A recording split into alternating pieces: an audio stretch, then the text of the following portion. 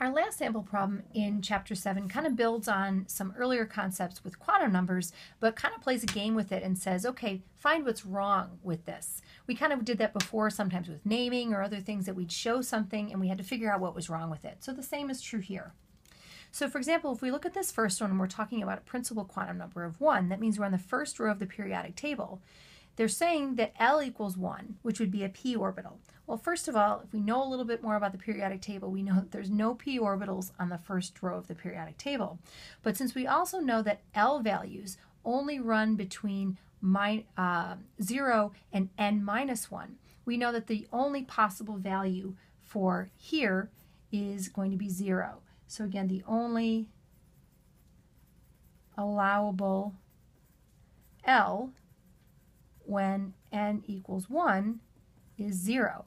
And again, that corresponds to an s orbital, which means that this, again, not being allowed, would mean if we're talking about n equals 1, the only possible allowable quantum number here for L is going to be 0, which corresponds to an s orbital.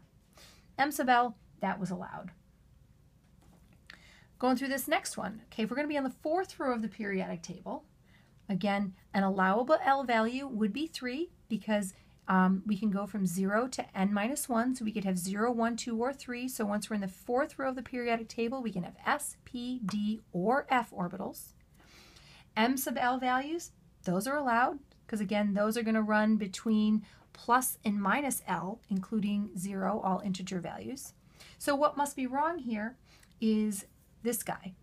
Okay, if we want to talk about L equals 3, that means we're going to be talking about 4f. If you want to have 4d here, so we could have 4d here, but then L would need to be equal to 2. So a couple ways that we could fix that one. All right, last problem here. Third row of the periodic table. Again, we do have p orbitals, so it's an allowed value to have L equal to 1. But remember, M sub L values must run between minus L to L. So we cannot have this as an allowable L value. And if we want to have a p orbital, again, that's going to match up with L equal to 1.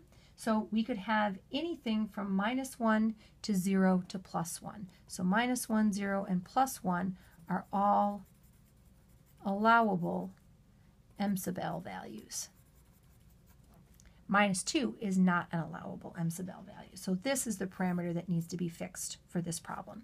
But 3p does correspond as the name when principal quantum number is n equals 3, and then the angular momentum quantum number L is equal to 1.